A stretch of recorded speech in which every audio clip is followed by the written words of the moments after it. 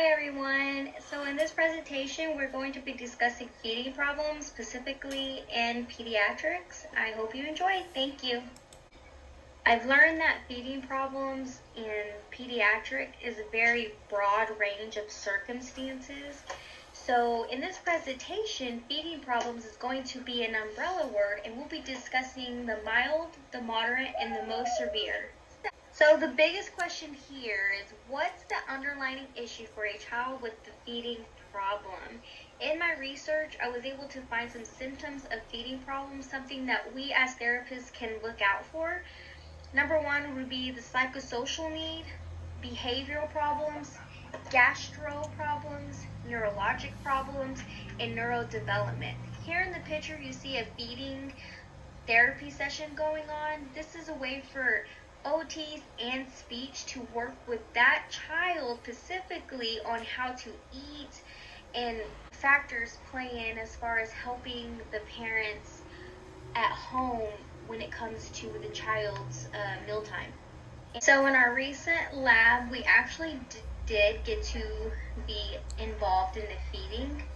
We were able to feed each other and to recognize how uncomfortable it is when you do have a certain dysfunction, and why feeding would be difficult if you lose these functions.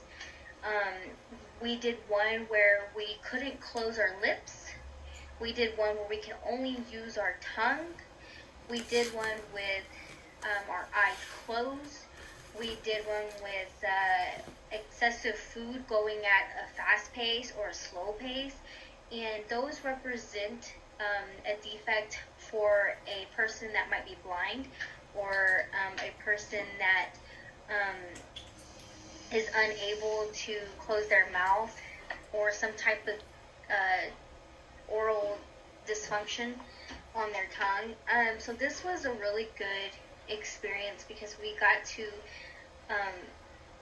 have a little taste on what it feels like to try and use some of those things that would affect somebody in their feeding. So this was a fun activity, and these are kind of similar items that we got to use, and it was something that we got to see up front and personal.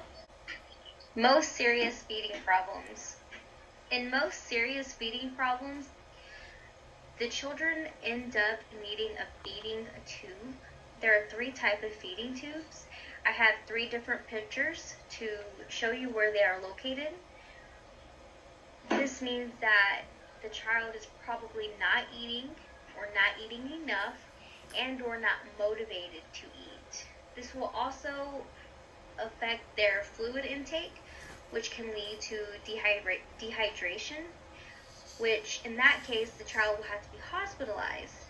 So it is better for the child to have some type of nutrition while they are also receiving feeding therapy, to kind of work on what else is going on, and if we can get them to eat by mouth. It's always the goal to try and get the child to eat by mouth. It's never the goal to just give them a feeding tube. If they are not eating, you always want to see if you can work on that. So I wanted to give y'all more visuals on the feeding via G-tube. The little boy smiling, this is the tube that I actually worked with when I was a special needs caregiver assisting a little boy. He could not eat by mouth at all. I continued to try and help feed him by mouth. That was one thing that I really took seriously, was for him to be able to get that oral stimulation through his mouth. And so this is when I took feeding into interest. So here, there's actually a lot that goes into this tube. This is where he got his milk. This is where he got his water. This is how we gave him his medication. So there is a lot that goes into it, and keeping it clean and making sure that you're not filling the tube too high, because you can have backflow. Sometimes the stomach will kind of have air in it and you kind of pushes out, or kind of makes bubbles on top if they're gassy. these things do happen. So these are something to look out for. So milder feeding problems. We all know that poor diet and nutrition is associated with poor growth. However, it is also associated with later learning and behavioral problems, meaning that if a child is showing signs of feeding problems, they're most likely going to develop a learning disability and or behavioral problems. This is in the research that I have found, this keeps coming up. The child is only eating one or two preferred foods. This is a problem because the child is not getting all the nutrition needed and is not receiving a well-balanced diet. For instance, your child just can't eat French fries. My child loves French fries, but however, if that's all my child ate, that wouldn't be a good, well-balanced diet. Also, too, when you are working with the child in feeding therapy, you want to have more preferred foods on the plate than you do non-preferred foods on the plate. Because this is a way to introduce non-preferred foods. Well-balanced diet, you always want to have the fruit, the vegetable, and the protein. When you present it on the plate, you want to do it in small portions and make it fun for the child, getting them to touch it, very important for the child because there's so many steps before you're actually getting them to eat it and taking that food. There's just so many steps that goes into feeding. Right here in this picture, you can see that he's just kind of has his teeth on it. He's not really eating it. So, but this could be progress for the kid. So this is very important to know that when you're presenting non-preferred foods to a child, that you want to do it slowly and gradually because you don't want to overwhelm them. Psychosocial factors. Children with feeding problems present very differently throughout every child. We have to ask ourselves, are the child eating too little? Are they eating too much? Or are they eating at all? This is a battle for the parents. This increases their stress levels.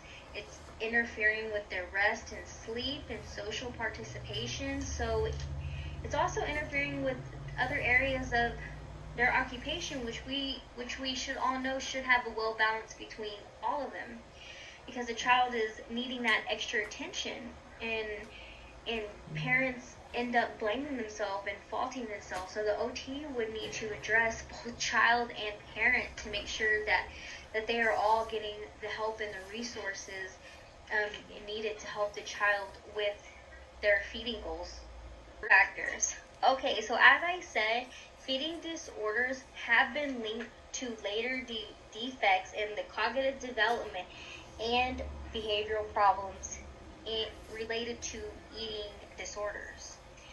So these are the types of behaviors that you would need to look out for during or around mealtime.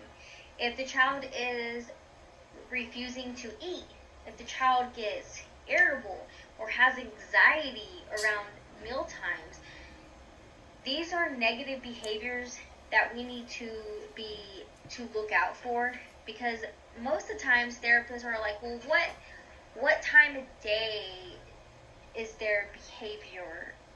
And we're therapists, I think we're looking for those triggers. What is triggering the child to act this way? So I think when we asked that, I was like, is it happening before mealtime, or is it happening after mealtime, during mealtime? So these are some thoughts that we as therapists can look out for. But definitely behavior is a big indicator that there is a feeding issue here. Gastro problems.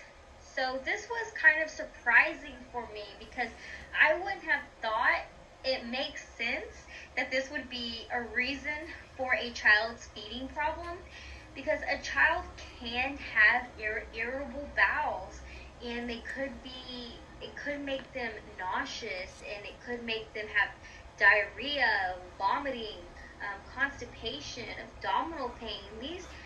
These are things that happen to us as adults that we're like, hey, our stomach hurts, we don't want to eat. So this can happen to children too. So this is something that we need to be taking consideration, for children who might have gastro problems, stomach issues such as reflux disease.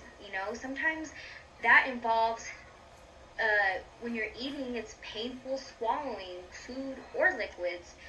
Gagging is another one. I already mentioned vomiting, constipation, anorexia, which is a lack of appetite, and this is a medical condition. So the pain is paired with, usually when children are eating, they associate that pain, the pain in their stomach, with feeding. So then they want nothing to do with feeding. So this is definitely something to look out for. And then also things to look out for is choking hazards. If the child is already, intimidated by eating, and then we're putting food in their mouth, it could turn into a choking hazard. So these are things that we need to look out for. And like I said, I was really shocked about the gastro problems and how it could be a symptom of a feeding problem. Neurological. So I've learned that a child with a neurological disability will most likely have problems with feeding and swallowing. So this feeding problem would be being able to participate in feeding activities, such as being able to latch on during breastfeeding and or sucking a bottle, eating with a spoon, chewing, drinking a cup. Sometimes the children actually lack or missed a milestone, and so sometimes they're not able to be able to participate in feeding activities because they've missed other milestones that ultimately ended up affecting their feeding. Neurodevelopment disability. So children that have been diagnosed with a disability will most likely or might have problems in their feeding. It really depends on the case. Sometimes it's sensory, sometimes it's poor oral motor coordination, swallowing, gastro, their behavior, such I said, anxiety, or just not really being able to express themselves. This could really affect a child when they're feeding because, they're trying to communicate, and sometimes it's a little bit harder for them. Hi everyone, I really want to thank those who will take the time to go over my presentation. I really hope that it was informative. I really hope you enjoyed it. I uploaded this link for a video that I feel like y'all should watch. It's just a very short video, so if you have time, please take a look, and thank you so much for the feedback, and this was fun.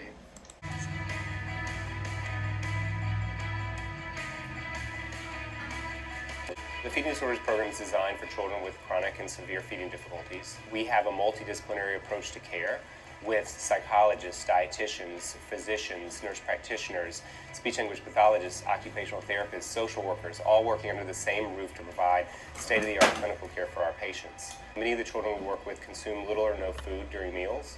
The mere sight or presence of food can cause significant disruptions. As a result, many of the clients we serve rely on a feeding tube or formula to meet their nutritional needs. Another subset of kids we work with have extremely narrow diets, so they may only eat one or two foods at every meal, the same foods at every meal. In both cases, either if you have a limited variety or you're limiting volume of food, it can be extremely stressful for caregivers who are concerned about their child's growth and development.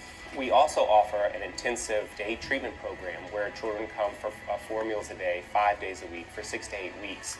This allows treatment to have a huge impact in a short period of time for children who otherwise would be struggling with feeding on a day-to-day basis in their home.